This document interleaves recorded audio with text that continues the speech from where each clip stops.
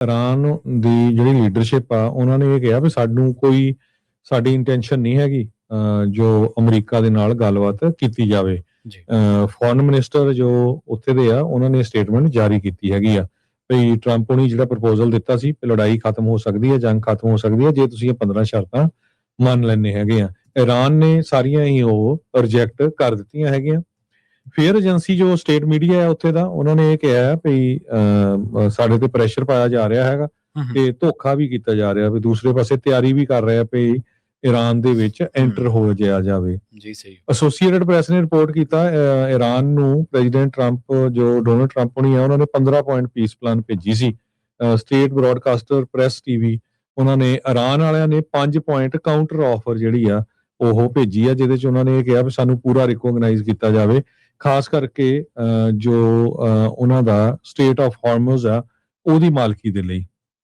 Iran ਦੇ foreign minister Abbas ਅਰਗਾਚੀ ਉਹਨਾਂ ਨੇ ਇਹ ਕਿਹਾ ਵੀ ਇਹ ਜੋ ਗੱਲਬਾਤ ਚੱਲ ਰਹੀ ਆ ਇਹਦਾ ਮਤਲਬ ਇਹ ਨਹੀਂ ਹੈ ਵੀ ਅਸੀਂ ਅਮਰੀਕਾ ਦੇ ਨਾਲ ਗੱਲਬਾਤ ਕਰ ਰਹੇ ਹੈਗੇ ਆ। ਸੋ ਕਹਿੰਦੇ ਵੀ ਈਰਾਨ ਜਿਹੜਾ ਆ ਉਹ ਯੂਐਸ ਦਾ ਸੀਜ਼ ਫਾਇਰ ਨੂੰ ਜੋ ਆਫਰਸ ਆਈਆਂ ਉਹਨਾਂ ਨੂੰ ਰਿਜੈਕਟ ਕਰ ਰਿਹਾ ਹੈਗਾ ਆ।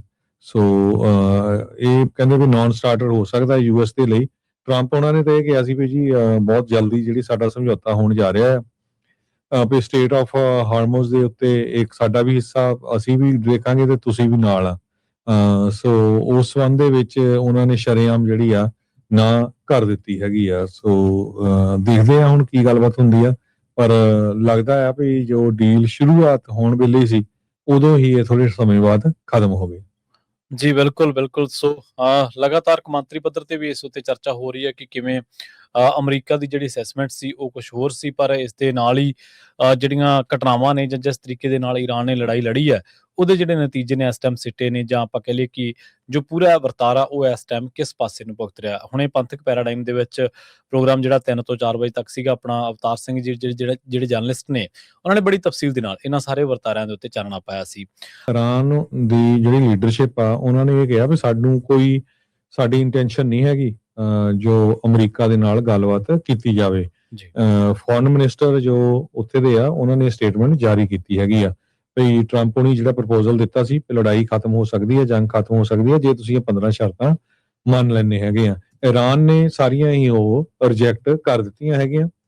ਫੇਅਰ ਏਜੰਸੀ ਜੋ ਸਟੇਟ ਮੀਡੀਆ ਹੈ ਉੱਥੇ ਦਾ ਉਹਨਾਂ ਨੇ ਇਹ ਕਿਹਾ ਵੀ ਸਾਡੇ ਤੇ ਪ੍ਰੈਸ਼ਰ ਪਾਇਆ ਜਾ ਰਿਹਾ ਹੈਗਾ ਤੇ ਧੋਖਾ ਵੀ ਕੀਤਾ ਜਾ ਰਿਹਾ ਵੀ ਦੂਸਰੇ ਪਾਸੇ ਤਿਆਰੀ ਵੀ ਕਰ ਰਿਹਾ ਵੀ ਈਰਾਨ ਦੇ ਵਿੱਚ ਐਂਟਰ ਹੋ ਜਾਇਆ ਜਾਵੇ। ਜੀ ਸਹੀ ਐਸੋਸੀਏਟਡ ਪ੍ਰੈਸ ਨੇ ਰਿਪੋਰਟ ਕੀਤਾ ਈਰਾਨ ਨੂੰ ਪ੍ਰੈਜ਼ੀਡੈਂਟ ਟਰੰਪ ਜੋ ਡੋਨਲਡ ਟਰੰਪ ਹੋਣੀ ਆ ਉਹਨਾਂ ਨੇ 15 ਪੁਆਇੰਟ ਪੀਸ ਪਲਾਨ ਭੇਜੀ ਸੀ। ਸਟੇਟ ਬ੍ਰੌਡਕਾਸਟਰ ਪ੍ਰੈਸ ਟੀਵੀ ਉਹਨਾਂ ਨੇ ਈਰਾਨ ਵਾਲਿਆਂ ਨੇ 5 ਪੁਆਇੰਟ ਕਾਊਂਟਰ ਆਫਰ ਜਿਹੜੀ ਆ ਉਹ ਭੇਜੀ ਆ ਜਿਹਦੇ ਚ ਉਹਨਾਂ ਨੇ ਇਹ ਕਿਹਾ ਵੀ ਸਾਨੂੰ ਪੂਰਾ ਰਿਕੋਗਨਾਈਜ਼ ਕੀਤਾ ਜਾਵੇ, ਖਾਸ ਕਰਕੇ ਜੋ ਉਹਨਾਂ ਦਾ ਸਟੇਟ ਆਫ ਹਾਰਮਜ਼ ਆ ਉਹਦੀ ਮਾਲਕੀ ਦੇ ਲਈ। ਈਰਾਨ ਦੇ ਫੋਰਨ ਮਿਨਿਸਟਰ ਅਬਾਸ ਅਰਗਾਚੀ ਉਹਨਾਂ ਨੇ ਇਹ ਕਿਹਾ ਵੀ ਇਹ ਜੋ ਗੱਲਬਾਤ ਚੱਲ ਰਹੀ ਆ ਇਹਦਾ ਮਤਲਬ ਇਹ ਨਹੀਂ ਹੈ ਵੀ ਅਸੀਂ ਅਮਰੀਕਾ ਦੇ ਨਾਲ ਗੱਲਬਾਤ ਕਰ ਰਹੇ ਹੈਗੇ ਆ। ਸੋ ਕਹਿੰਦੇ ਵੀ ਈਰਾਨ ਜਿਹੜਾ ਆ ਉਹ ਯੂਐਸ ਦਾ ਸੀਜ਼ ਫਾਇਰ ਨੂੰ ਜੋ ਆਫਰਸ ਆਈਆਂ ਉਹਨਾਂ ਨੂੰ ਰਿਜੈਕਟ ਕਰ ਰਿਹਾ ਹੈਗਾ ਆ। ਸੋ ਇਹ ਕਹਿੰਦੇ ਵੀ ਨਾਨ ਸਟਾਰਟਰ ਹੋ ਸਕਦਾ ਯੂਐਸ ਦੇ ਲਈ। ਟਰੰਪ ਉਹਨਾਂ ਨੇ ਤਾਂ ਇਹ ਕਿਹਾ ਸੀ ਵੀ ਜੀ ਬਹੁਤ ਜਲਦੀ ਜਿਹੜੀ ਸਾਡਾ ਸਮਝੌਤਾ ਹੋਣ ਜਾ ਰਿਹਾ ਹੈ ਵੀ ਸਟੇਟ ਆਫ ਹਾਰਮੋਜ਼ ਦੇ ਉੱਤੇ ਇੱਕ ਸਾਡਾ ਵੀ ਹਿੱਸਾ ਅਸੀਂ ਵੀ ਦੇਖਾਂਗੇ ਤੇ ਤੁਸੀਂ ਵੀ ਨਾਲ ਆ।